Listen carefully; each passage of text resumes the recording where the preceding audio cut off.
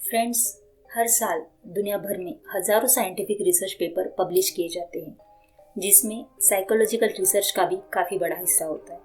पर देखा जाए तो इन साइकोलॉजिकल रिसर्च और स्टडीज़ को रीड कर पाना एक नॉर्मल इंसान के लिए जितना मुश्किल होता है, उन बातों को रियल लाइफ में अप्लाई करना उतना ही आसान भी है। इसीलिए आज की वीडियो में हम आपके साथ 10 ऐसे साइकोलॉजिकल फैक्ट्स को शेयर करेंगे, जिन्हें जानने के बाद हो सकता है शायद आपकी लाइफ भी बदल सकती है।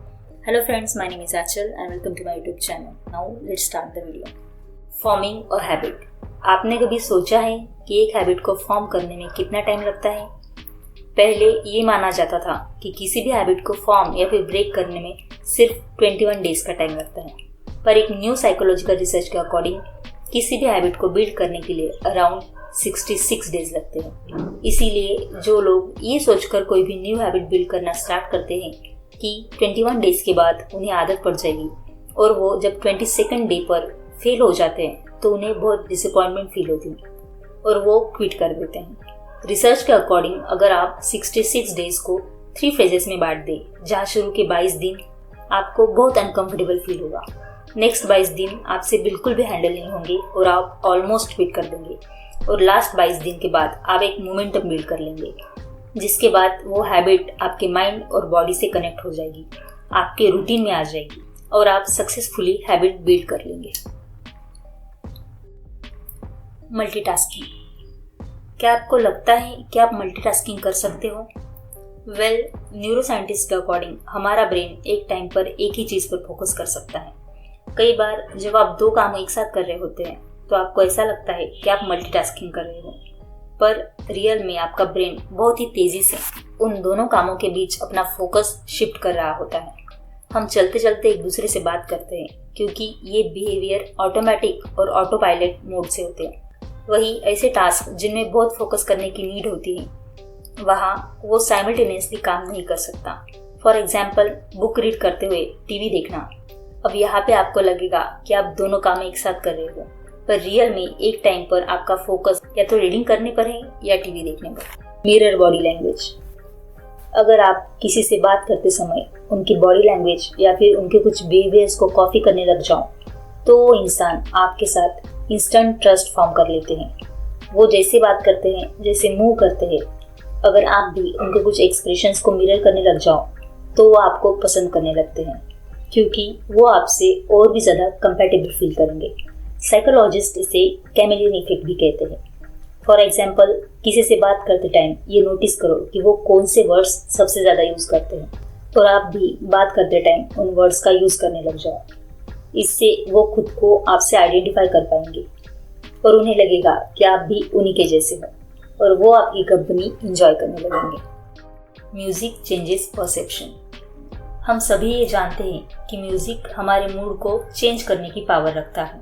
एक हाईली एनर्जेटिक सॉन्ग सुनकर आप मोटिवेटेड फील करोगे, और वही एक सैड सॉन्ग आपको सैड और डिप्रेस फील करा सकता है।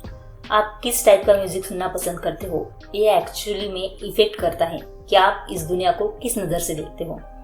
2011 की स्टडी में लोगों को एक टास्क दिया गया, जहां उन्हें डिफरेंट म्यूजिक सुनते हुए एक पेपर पर हैप्पी और सैड फेजेस को टिक करना था। रिजल्ट में ये देखा गया कि सैड म्यूजिक सुनते हुए ज़्यादातर लोग सैड फेसेस को टिक कर रहे थे, और वही हैप्पी म्यूजिक सुनते टाइम लोग हैप्पी फेसेस को टिक कर रहे थे, जिसे परसेप्चुअल एक्सपेक्टेशन का नाम दिया गया।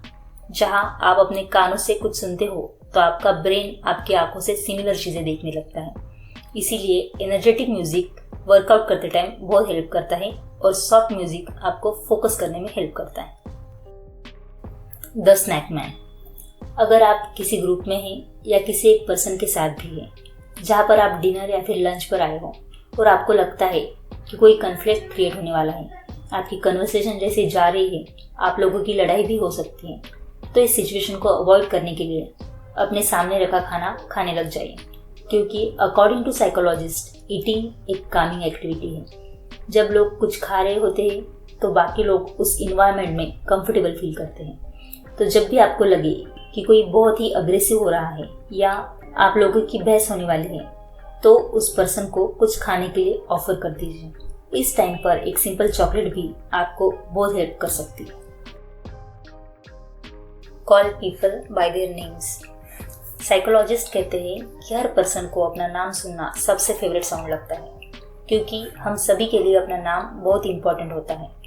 तो जब कोई आपके नाम को याद रखता है तो आप भी अपनी इम्पोर्टेंस फील करते हो। सिमिलरली आपने ये नोटिस करा होगा कि जब कोई आपका नाम भूल जाता है तो आप इंसल्टेड फील करते हो। इसीलिए किसी के सामने अपनी लाइकेबल प्रेजेंस बनाने के लिए इम्पॉर्टेंट है कि कॉन्वर्सेशन में आप सामने वाले के नाम को यूज़ करते रहो, जो उन्हें इम्पोर्टेंस फील कराता रहेगा और वो आपके साथ और कंफर्टेबल फील करेंगे। Provide a choice. अगर आप चाहते हो कि सामने वाला पर्सन एक डिसीजन ले जो आपके फेवर में हो, तो सिंपली उन्हें ऑप्शंस दो जो आपके डिसीजंस के फेवर में हो। फॉर एग्जाम्पल, अगर कोई अपने बच्चे को पढ़ाई करने के लिए बोलना चाहता है तो सिंपली उसे ये बोलने की बजाय कि जाओ पढ़ो, उन्हें चॉइस दो कि चलो पढ़ाई का टाइम हो गया है, पहले इंग्लिश पढ़ोगे या मैथ्स। तो जब भी वो कोई डिसीजन लेंगे या फिर कोई चॉइस लेंगे तो उन्हें ऐसा लगेगा कि वो उनका खुद का डिसीजन है और वो अपने कंट्रोल में है। अब ये ट्रिक आप किसी के भी साथ यूज़ कर सकते हो। जैसे आपने नोटिस किया होगा कि हर रेस्टोरेंट में वेटर्स इसी ट्रिक का यूज़ करते हैं। वो आपको वो सारे ऑप्शंस देते हैं जो वो चाहते हैं कि आप ऑर्डर करो, और आप इनडायरेक्टली वही करते हो और आपको ऐसा लगता है कि वो डिसीजन आपने खुद नहीं लिया है, लेकिन रियलिटी में वो डिसीजन आपके वेटर ने पहले ही ले लिया था। यानी कि वो ट्राई कर रहे थे कि आप कुछ चुनिंदा चीज़ों में से कोई एक चीज़ ऑर्डर कर दे जिसे रेडी करने में रेस्टोरेंट को ज़्यादा टाइम नहीं लगेगा। The power of sunlight. Friends, आपने नोटिस करा होगा कि जब पूरा दिन अपने घर में या फिर ऑफिस में बिताने के बाद आप बाहर निकलते हैं तो इंस्टेंटली आपका मूड बेटर हो जाता है, क्योंकि सनलाइट के बेनिफिट्स केवल मेडिकल फील्ड में ही नहीं जो सिर्फ आपके बोन्स के लिए बेटर हैं, बल्कि कई रिसर्च में देखा गया है कि सनलाइट कई मूड डिसऑर्डर्स जैसे डिप्रेशन को भी प्रिवेंट करता है। सनलाइट से मिलने वाला विटामिन डी मूड स्टेबलाइजर की तरह एक्ट करता है और हमारे ब्रेन में प्लेजरेबल हार्मोन्स को रिलीज करता है। और ये देखा गया है कि जिन कंट्रीज में सनलाइट की रीच कम होती है वहाँ के लोगों में डिप्रेशन के ज़्यादा सिम्टम्स देखे जाते हैं। तो आपको बस दिन में 10 मिनट डायरेक्ट सनलाइट लेनी है जो लिटरली आपकी लाइफ को चेंज कर देगा, और ये मॉर्निंग सनलाइट होगी तो और भी अच्छा। प्लेइंग डम।